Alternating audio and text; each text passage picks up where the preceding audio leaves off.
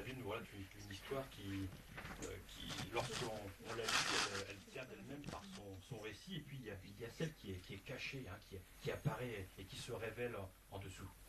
C'est souvent cette face qui nous instruit. C'est comme si la lecture du texte en éclairait une autre. Nous lisons dans le livre des rois. Naaman, chef de l'armée du roi de Syrie, jouissait de la faveur de son maître et d'une grande considération, car c'était par lui que l'Éternel avait délivré les Syriens. Mais cet homme fort était vaillant, et vaillant était lépreux. Or les Syriens étaient sortis par troupes, et ils avaient emmené captive une petite fille du pays d'Israël, qui était au service de la femme de Naaman. Elle dit à sa maîtresse: « Oh, si mon Seigneur était auprès du prophète qui est à Samarie, le prophète le guérirait de sa lèpre. » Naaman alla dire à son maître: « La jeune fille du pays a parlé de telle et telle manière. » Le roi de Syrie lui dit: « Va, rends-toi à Samarie, et j'enverrai une lettre au roi d'Israël. » Il partit, prenant avec lui 10 talents d'argent, 6000 cycles d'or et 10 vêtements de rechange. Il porta au roi d'Israël la lettre où il était dit: « Maintenant, quand cette lettre te sera parvenue, tu sauras que je t'envoie Naaman, mon serviteur, afin que tu le guérisses de sa lèpre. » Après avoir lu la lettre, le roi d'Israël déchira ses vêtements et dit: « Suis-je un Dieu pour faire mourir ou pour faire vivre, qu'il s'adresse à moi afin que je guérisse un homme de sa lèpre? Sachez donc et comprenez qu'il cherche une occasion de dispute avec moi. » Lorsqu'Élisée, homme de Dieu, apprit que le roi d'Israël avait déchiré ses vêtements, il envoya dire au roi: « Pourquoi tu déchirais ses vêtements? Laisse-le venir à moi et il saura qu'il y a un prophète en Israël. » Naaman vint avec ses chevaux et son char, et il s'arrêta à la porte de la maison d'Élisée. Élisée lui fit dire par un messager: « Va et lave-toi 7 fois dans le Jourdain. Ta chair redeviendra saine et tu seras pur. » Naaman fut irrité et il s'en alla en disant: « Voici, je me disais, il sortira vers moi, il se présentera lui-même, il invoquera le nom de l'Éternel son Dieu, il agitera sa main sur la place et il me guérira. Les fleuves de Damas, Albana, le Parpar ne valent-ils pas mieux que toutes les eaux d'Israël? Ne pourrais-je pas m'y laver et devenir pur ?» Et ils s'en retournaient et partaient avec fureur. Mais ses serviteurs s'approchèrent pour lui parler, et ils dirent: « Mon père, si le prophète t'eût demandé quelque chose de difficile, ne l'aurais-tu pas fait? Combien plus dois-tu faire ce qu'il t'a dit? Lave-toi et tu seras pur. » Il descendit alors et se plongea 7 fois dans le Jourdain, selon la parole de l'homme de Dieu, et sa chair redevint comme la chair d'un jeune enfant, et il fut pur. Cette histoire nous décrit un homme dont les qualités brillent de mille feux. Un homme dont les éloges qui lui sont adressés nous conviendraient sans doute fort bien. Il occupe un poste qui fait de lui le général des armées syriennes, général en chef des armées syriennes. Il était estimé, grâce à toutes les victoires militaires qu'il avait remportées. Il jouissait d'un statut social élevé. C'était assurément un homme influent pour son entourage.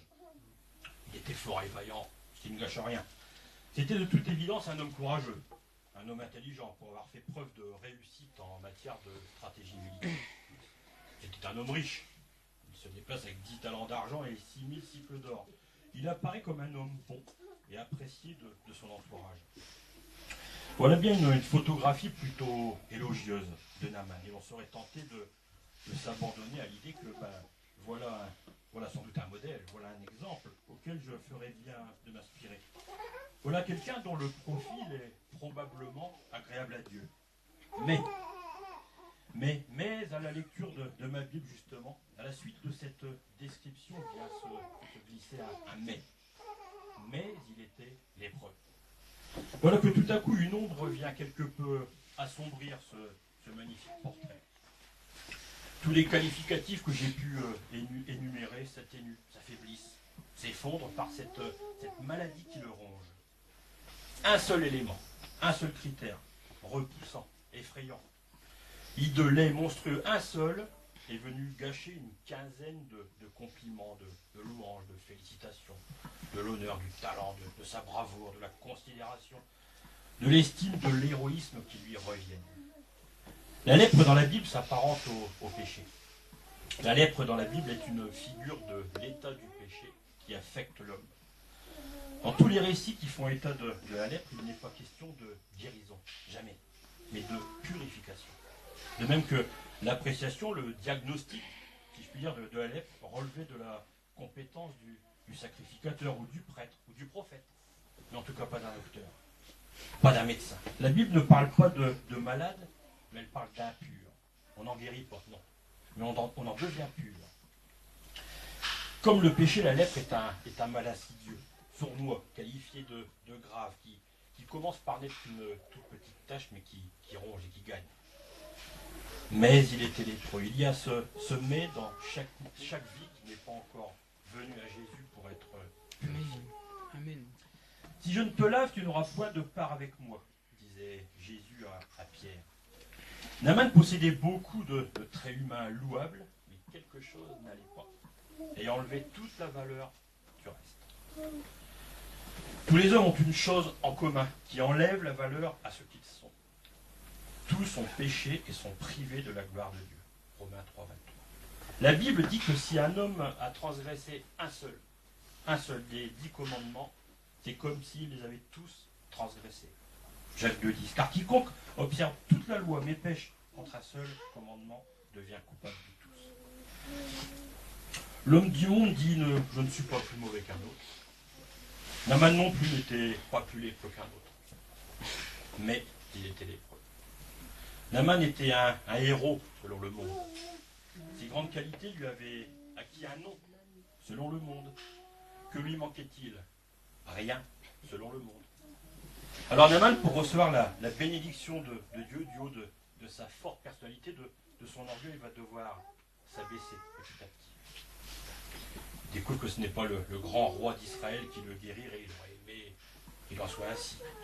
Il remarque qu'il ne peut pas acheter la guérison même avec son immense fortune. Il lui faut se rendre dans la modeste maison d'un pauvre prophète, alors que lui il arrive avec ses chevaux et son char. Il voulait être traité comme un homme important, mais Élisée connaissait son orgueil. Naaman avait une haute opinion de lui en raison de sa position. Alors Élisée ne sort même pas de chez lui. Naaman se dit, il sortira vers moi, sous-entendu, il viendra m'accueillir, étant donné son importance. Étant donné la valeur de ses cadeaux dont il s'est équipé. La lettre diplomatique, il a une lettre du roi de Syrie en personne, qu'il avait en main. Il s'attendait donc à bénéficier de soins particuliers. Or, Élisée lui envoie un simple messager. Donc, un message. De même qu'aujourd'hui, un message nous est adressé. C'est cette parole. Cette parole est suffisante pour guérir la lèpre. Car ce message est la révélation des pensées de Dieu. Cette parole est le remède contre le péché. Il n'y en a pas d'autre. Le prophète n'a pas lieu de venir en personne car sa parole a la même valeur que lui. Car elle est parole de Dieu. Le remède n'est pas à chercher, il existe. Il a dû se laver dans le Jourdain 7 fois. Le chiffre de la perfection divine, de la perfection. Peut-être dans une eau trouble, c'est pour ça qu'il cite les 2 fleuves qu'il connaissait en Syrie, dont l'aspect était peut-être plus limpide